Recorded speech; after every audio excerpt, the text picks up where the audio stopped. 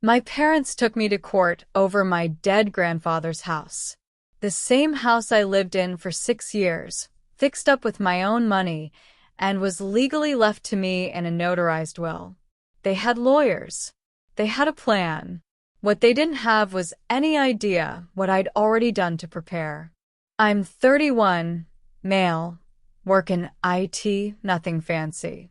Average guy, decent income, no drama, or at least that's how my life used to read.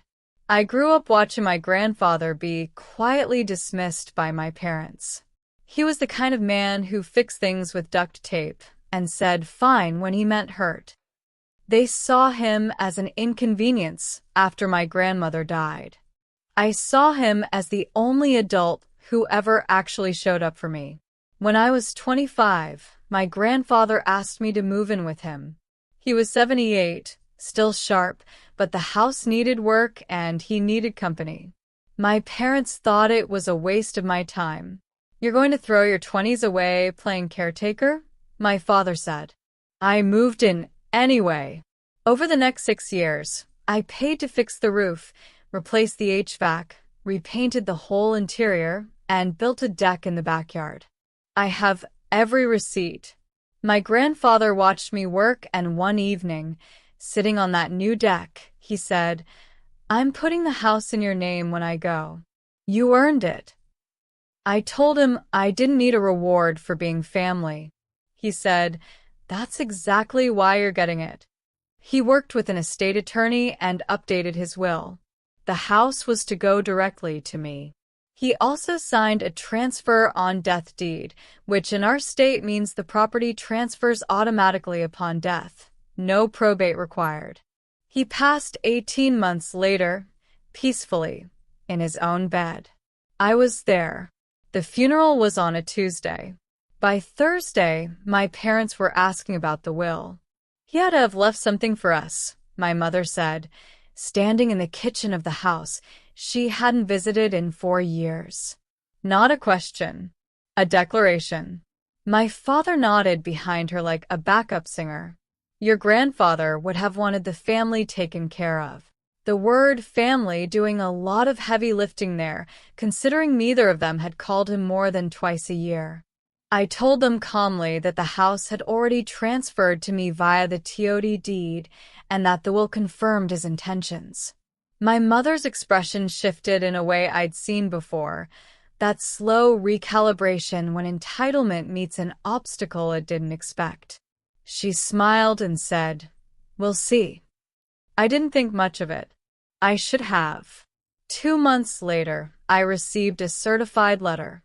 My parents had filed a civil lawsuit contesting the will and the TOD deed, claiming my grandfather lacked testamentary capacity when he made those decisions and that I had unduly influenced him. Undue influence. As if making a man dinner and fixing his gutters was some kind of psychological warfare. Their attorney sent a demand letter alongside it. They wanted the house sold, and the proceeds split 3 ways. Equal shares. For the people who showed up at Christmas twice in 6 years and left early both times. The legal term for what they were attempting is a will contest, and in our state, they had a window of about a year from the date of death to file. They used almost every day of it. Methodical. Planned. This wasn't grief talking, this was a strategy. "We just want what's fair," my mother told me over the phone. Her voice had that practiced softness that people use when they want to sound reasonable while being completely unreasonable. "You got to live there rent-free for years." "I paid for every repair," I said. "I have documentation." "That was your choice," she said. "Nobody forced you. I want you to sit with that for a second. Nobody forced you." As if investing in a person's home and life was some kind of mistake I should be embarrassed about.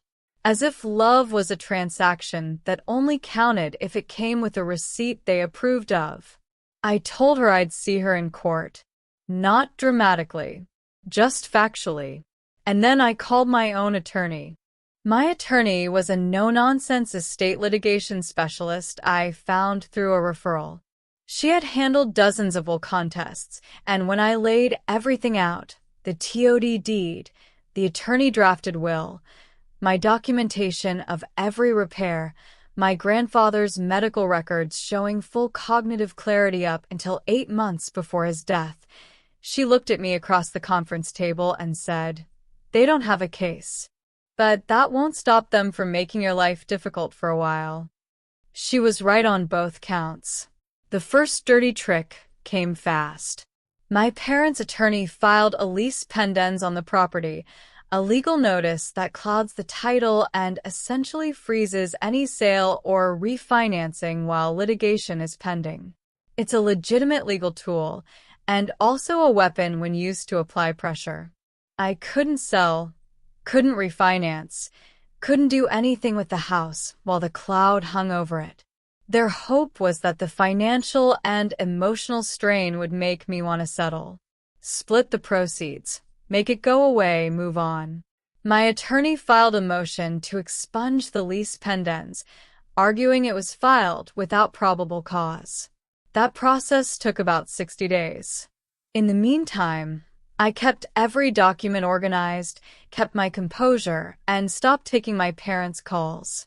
My father escalated. He started calling my workplace. Not to cause a scene, just to check in with people who knew me, casually mentioning the lawsuit, planting seeds. One of my coworkers mentioned it to me with visible discomfort. "Your dad called here asking for your supervisor." Dark humor was the only way I survived that week. I told my coworker, "Don't worry, he's just trying to destroy my life." Very normal family stuff. Then came the character attack. Their attorney submitted a declaration from a neighbor, a woman my grandfather hadn't spoken to warmly in years, claiming she had observed me controlling my grandfather's visitors and isolating him from family. It was fabricated in tone, if not entirely in fact. Yes, I had once told that neighbor that my grandfather was resting and couldn't talk. He had asked me to. He didn't like her. My attorney deposed her. Under oath, the story collapsed within 20 minutes. She admitted she hadn't been inside the house in over 2 years. She admitted my grandfather had told her directly, on more than one occasion, that he appreciated my help. The declaration evaporated. My parents didn't attend that deposition. They were letting their attorney run the operation while they kept their hands clean. Smart in a calculated way. Cowardly in a human way. The TOD deed was the cornerstone of my defense. In our state, a transfer on death deed is non-probate and passes property outside the will entirely. To challenge it, they needed to prove either forgery, lack of capacity at the time of signing, or undue influence, so severe it constituted fraud. The deed had been signed 3 years before my grandfather's death, witnessed by 2 people and notarized, with the estate attorney present. My grandfather's doctor confirmed in written records that at the time of signing, he was cognitively sound. Their entire theory rested on the claim that I had manipulated a vulnerable old man. But every piece of evidence pointed to the opposite. He had initiated the conversation about the house. He had contacted the attorney himself. His personal journal, which I submitted as evidence with his estate attorney's blessing, contained multiple entries expressing his deliberate intention to leave the house to me and his disappointment that my parents had checked out of his life. "They visit when they want something," one entry read. "My grandson shows up when I need something." When my attorney read that line in her office, she looked up at me and said, "This case is over. They just don't know it yet." But here's the thing about entitled people. They don't read evidence, they read leverage. And they had one more play left. My mother called me 3 weeks before the scheduled trial date. She had dropped the soft voice. "You really want to drag this family through a public trial? For a house? Is it worth it?" "You filed the lawsuit," I said. "We can still settle. Split it down the middle, you and us. You keep living there if you want. She said it like she was doing me a favor, like offering me half of what was entirely mine was a generous concession. No, I said. Silence. Then, you're going to regret this. I didn't say anything. I just let the silence sit. And then I ended the call and texted my attorney. They just threatened me. I'm keeping the voicemail. 3 weeks later, we walked into the courtroom. I had spent the previous month doing something my parents clearly hadn't anticipated. I went on offense. Not in the courtroom. Not yet, but in the documentation. I compiled a full financial accounting of every dollar I had put into that house. Roof replacement, $14,200. HVAC system, $8,400. Interior renovation, materials and labor, $11,000. Deck construction, $6,800. Total, just over $40,000 invested in 6 years, all documented with receipts, contractor invoices, and bank statements. My attorney filed a counterclaim. If the court was going to entertain a challenge to the property transfer, we were going to put on the table the question of restitution. If somehow the house was deemed subject to estate division, my $40,000 in documented improvements would need to be addressed first as a creditor claim against the estate. It was legally sound, strategically devastating, and it changed the math entirely. Their attorney had sold my parents on a vision of splitting the equity. The house was worth about $280,000 at that point. Divide 3 ways. They walk with over $90,000 each. What they hadn't accounted for was that once my $40,000 claim was on the table, the estate they were splitting shrank considerably, and that was before legal fees, which were mounting on their side considerably faster than mine because their attorney billed hourly at a premium rate. My father, I later found out, had taken a personal loan to fund the litigation. He had been so certain of a fast settlement or quick win that he had borrowed against it. When their attorney informed them about the counterclaim and revised the likely financial outcome, the atmosphere on their side apparently changed. I only know this because their attorney approached mine about settlement discussions the week before trial. The offer: drop everything, split legal fees, no hard feelings. My attorney called me with it. "What do you want to do?" she asked. "Nothing," I said. "We go to trial." She paused. "You know you'll win, but trials are unpredictable. It's your call." "They called my workplace," I said. "They fabricated a witness declaration. They lease pendanced my grandfather's house. And then my mother called me and said I'd regret not settling. I want this on the record." Trial day was quieter than I expected. My parents sat at the plaintiff's table looking smaller than I remembered them. Their attorney was polished, but working with bad materials. My attorney was precise, calm, and methodical in a way that I found genuinely beautiful to watch, like watching someone dismantle a bad argument with a socket wrench. The estate attorney who had drafted the will and been present at the TOD deed signing testified. He described my grandfather as clear, deliberate, and fully informed at every meeting. He testified that my grandfather had contacted him, not the other way around, and had been unambiguous about his wishes. He also noted that my grandfather had specifically asked whether my parents could contest the arrangements and had been relieved to understand the robustness of the TOD deed structure. My grandfather had known they might try this. He had planned for it. When that landed, I watched my mother's face. Something moved through it, not guilt, exactly, but recognition. She knew he'd known. She'd always known. Their medical expert, hired to argue cognitive decline, was cross-examined using my grandfather's own medical records. the physician's notes, and the dated journal entries. It fell apart cleanly. Their neighbor witness had already been deposed into irrelevance. The undue influence narrative had no support that hadn't already been contradicted. The judge, direct, unhurried, clearly done with this case before it started, ruled from the bench. The TOD deed was valid. The will was valid.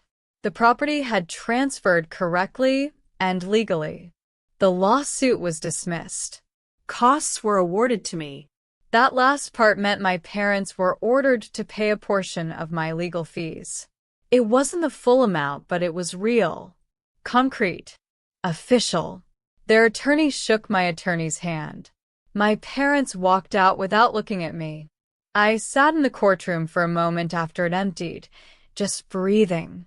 The court reporter was packing up her equipment and glanced at me. "Good day," she asked, making conversation. "Yeah," I said. "Good day." That wasn't the end of the story, though, because I wasn't done. The lawsuit had cost me real money in legal fees, real months of stress, and something harder to name, the complete erasure of any remaining illusion that my parents were acting in good faith. They had weaponized grief. They had recruited a neighbor. They had called my workplace. They had tried to take what my grandfather deliberately, carefully, and legally gave me. So I got to work.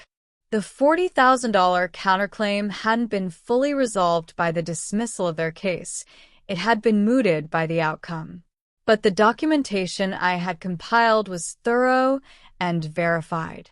I filed a separate small claims adjacent civil action for the documented improvements, specifically structured as unjust enrichment, the argument being that if they had succeeded in claiming any portion of the estate, they would have been enriched at my expense by improvements I funded.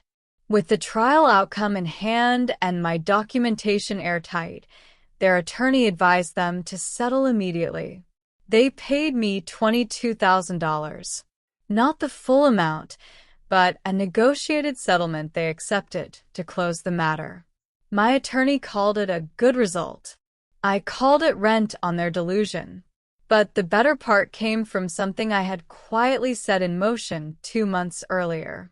While the litigation was ongoing, I had filed a formal complaint with the state bar regarding the fabricated neighbor declaration, specifically the question of whether their attorney had done adequate due diligence before submitting a declaration he should have known was unsupported.